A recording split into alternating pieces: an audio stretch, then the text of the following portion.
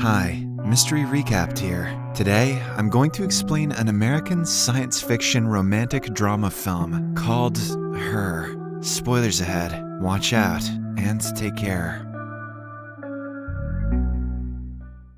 The movie is set in a technologically advanced world where the use of AI in daily life is normalized. The protagonist, Theodore Twombly, is a shy, socially awkward man who writes personal letters for people who have difficulties expressing their feelings. He is very good at his job at handwrittenletters.com. Theodore lives a pretty simple life working 9 to 5, but he isn't necessarily happy. His dissatisfaction with life has to do with his impending divorce from his childhood sweetheart, Catherine. They were together for almost a decade before they decided to separate last year. Their divorce is almost finalized, but Theodore is not ready to sign the papers yet. Because of the lack of romantic interest in Theodore's life, he has grown emotionally and sexually frustrated. He satisfies his frustrations by talking to random women on the internet before going to sleep. One night, while doing the same, he matches with a sweet girl, but their conversation ends with the girl asking him to choke her with a dead cat. The interaction makes Theodore realize he doesn't want to seek satisfaction from strangers anymore. Theodore is much more of a dog guy. As if on cue, the next day he sees an advertisement for a personalized OS, one that understands its owner's feelings and can be a friend or an assistant. Curious and driven by his loneliness, Theodore buys a female OS, or operating system. He can only interact with her by talking to her on his phone. Theodore thinks it is unnatural, but he is willing to give it a try. The OS soon activates, and sure enough, she sounds just like a human. She has a sense of humor and is funny and witty, almost as if she has a personality of her own. She names herself Samantha and instantly connects with Theodore. Initially, she helps him with his emails and work, which gives her insight into what is going on in Theodore's life, especially about his divorce. Later, we are introduced to Theodore's best friend, Amy, and her husband, Charles. Amy knows that Theodore is lonely and has set him up on a date with a girl. When he reaches home, she sends him pictures of the said date with details about her life. Samantha comments that she is beautiful and encourages Theodore to go. The next day, he gets an email from his divorce attorney, who complains about him not signing the papers yet. When Samantha has to tell him about the email, she is careful to bring up the topic, as a friend would be. She is also kind and understanding when he explains to her that he is not ready to let go of his marriage yet. Starting that day, Theodore and his OS become inseparable. They talk non-stop from the morning until Theodore goes to sleep. They prank each other, do silly things together, and have fun like kids. Theodore finally feels genuinely happy for the first time since his separation from Catherine. He takes his phone everywhere with the camera facing outwards so Samantha can see the world through his eyes. With time, she starts to feel things an OS normally wouldn't. She tells Theodore that when they are together, she can almost imagine having a physical body and standing next to him. In the following scene, Theodore goes on a date with the woman Amy told him about. At first, they are a bit awkward, but the two soon hit it off. After dinner, they go to a quiet place and start making out. Just when Theodore thinks he has made progress, the woman asks if he is willing to commit to her, and when he hesitates, she walks out on him. At home, he tells Samantha everything, and she sympathizes with him. As they talk, the conversation starts getting heated. She asks him what he would do if she had a physical body, which leads to them sharing an intimate conversation. The next morning, they acknowledge what happened and decide to explore their relationship even further. "Was it good for you?" Theodore asks. "Beep boop beep," says Samantha. They then go out on dates and live like a normal couple, while Samantha continues growing as an OS. She starts feeling emotions and sometimes even her skin. A few days later, Theodore meets Amy and finds out that she and Charles have decided to separate. Although surprised, Theodore makes sure to comfort his friend and offers her any help she needs. He even drives her home and listens to her vent about her life for hours. Later, Samantha asks Theodore about his relationship with Amy and finds out that they briefly dated in college but have just been good friends ever since. Before Theodore goes to sleep, Samantha asks him if she can watch him sleep. They have been following this routine for quite a while now, and although Theodore found it strange at first, Samantha showed him what Amaranth does and he no longer minds it. Setting his phone on the bedside table, giving Samantha the perfect view of him sleeping, he goes off to sleep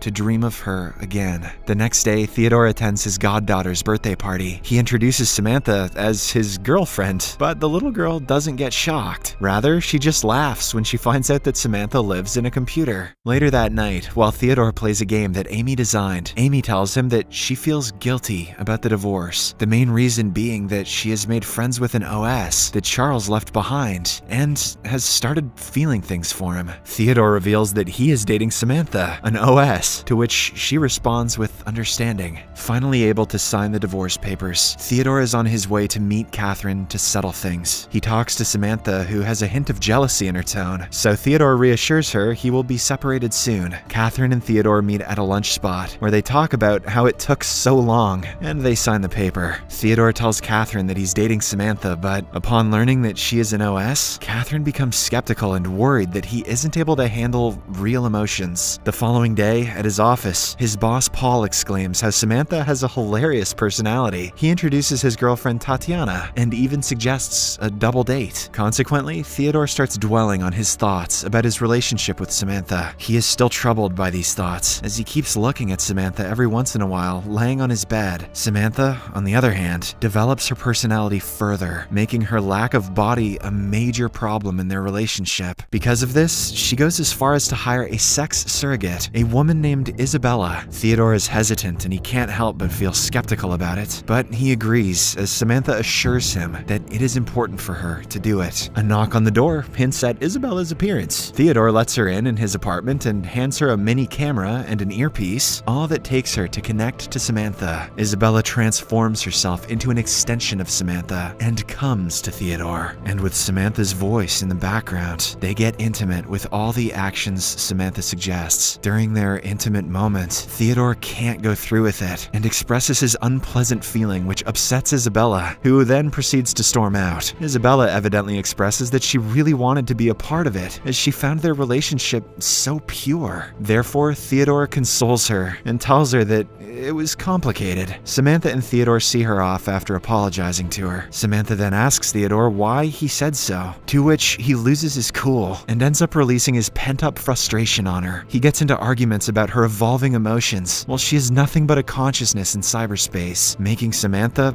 very angry. Furthermore, Theodore suggests that they break up, and Samantha tells him she needs time to think. Decidedly, Theodore goes to roam around the city and then to Amy's house to vent about everything. He tells her everything and wonders if he is only in a relationship because he can't handle real relations well, referencing what Catherine told him. Amy gets very upset hearing everything and says it is biased of her to say that, as her feelings are wavering too. Moreover, she consoles him that everyone needs joy in their life and makes him think deeper about whether or not they were in a real relationship. Leaving him to think, she goes to talk to her OS. Theodore watches the scene silently and realizes what he did. Eventually, he calls Samantha, and they make up, promising not to keep anything from each other again. Following this scene, the next day at work, Samantha plays him a piece of music that she wrote to make up for the fact that they shared no physical memories, like a photograph. Theodore says this AI music is bussin'. He feels the presence of Samantha through the music and seems very happy. He is seen standing on the deck of a sailboat with Samantha while on a double date with Paul and Tatiana. Next, at a distance, Theodore tells Paul that he and Samantha are going on a trip. They both walk up to Samantha and Tatiana, where Tatiana is busy showing Samantha her hot feet. Theodore, when asked about the one thing he likes best about Samantha, says that it's the fact that she is not just one thing. Subsequently, Samantha also expresses that not having a body made her really insecure before. With shared laughter and talks, they enjoy their date. "I gotta fire this psycho," thinks Paul. Later, on a train ride, Theodore enjoys his coffee, while Samantha quizzes him about the trees around him. They are then interrupted by an email from a publisher expressing their interest in Theodore's letters that Samantha submitted to be published. This could be a breakthrough in Theodore's career, and he realizes how grateful he is to have Samantha. While walking through the train station along with the sound of ukulele music playing, Theodore asks Samantha to make lyrics to the song, which she does. Samantha sings to the ukulele music as Theodore walks through the snowy forest. They spend their time talking, dancing, and singing together in a cabin.